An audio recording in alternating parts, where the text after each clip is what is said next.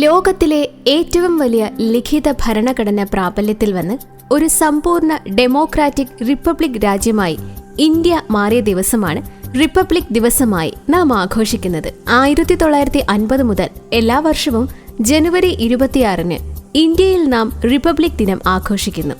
1947 August 15-ന് ഇന്ത്യക്ക് സ്വാതന്ത്ര്യം ലഭിച്ചുവെങ്കിലും India ഒരു പരമോന്നത രാഷ്ട്രമായത് 1950 ജനുവരി 26-നാണ്. അന്നുതന്നെയാണ് നമ്മുടെ ഭരണഘടന നിലവിൽ വന്നതും. 76-ാമത് റിപ്പബ്ലിക് ദിനം ആഘോഷിക്കുകയാണ് ഇന്ത്യൻ ജനത. ഏറെ അഭിമാനിക്കാനുള്ള സുദിനം കൂടിയാണിന്ന്. ഡോക്ടർ രാജേന്ദ്ര പ്രസാദ് ആദ്യ ഇന്ത്യൻ പ്രസിഡന്റായി തിരഞ്ഞെടുക്കപ്പെട്ടു. ഇന്ത്യൻ ഭരണഘടനയുടെ ശില്പി എന്നറിയപ്പെടുന്ന ഡോക്ടർ BR അംബേദ്കറുടെ നേതൃത്വത്തിലുള്ള കമ്മിറ്റിയാണ് ഭാരതത്തിന്റെ ഭരണഘടന തയ്യാറാക്കിയത്. ലോകത്തിലെ ഏറ്റവും വലിയ ഭരണഘടന നമ്മുടെ ഇന്ത്യയുടേതാണ്. ഭാരതത്തിന്റെ മോചനത്തിനായി ജീവൻ ബലിയർപ്പിച്ച ധീര ദേശാഭിമാനികളെ അനുസ്മരിക്കാനുള്ള ചടങ്ങ് കൂടിയാണ് റിപ്പബ്ലിക് ദിനം. ഇന്ത്യൻ തലസ്ഥാനമായ ന്യൂഡൽഹിയിൽ റിപ്പബ്ലിക് ദിന പരേഡുകളും സാംസ്കാരിക ഘോഷയാത്രകളും നടക്കുന്നു. രാഷ്ട്രപതി ഭവനിൽ തുടങ്ങുന്ന പരേഡ് ചെങ്കോട്ടയിലാണ് അവസാനിക്കുന്നത്.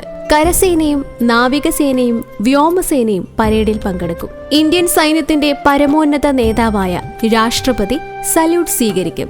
സായുധ സേനയിൽ ധീര പ്രവൃത്തികൾ ചെയ്തിട്ടുള്ളവർക്ക് അവാർഡുകളും മെഡലുകളും ഈ ദിവസത്തിൽ നൽകും. റിപ്പബ്ലിക് ദിനാഘോഷം ഭാരതീയ സംസ്കാരത്തിന്റെ വൈവിധ്യവും ധന്യതയും ഉൾക്കൊള്ളുന്നതാണ്.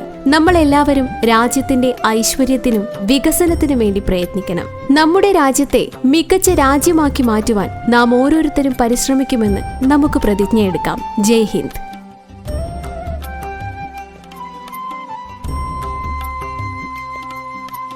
ഏവർക്കും ചേതന FM 90.8-ന്റെ ഹൃദയം നിറഞ്ഞ റിപ്പബ്ലിക് ദിനാശംസകൾ.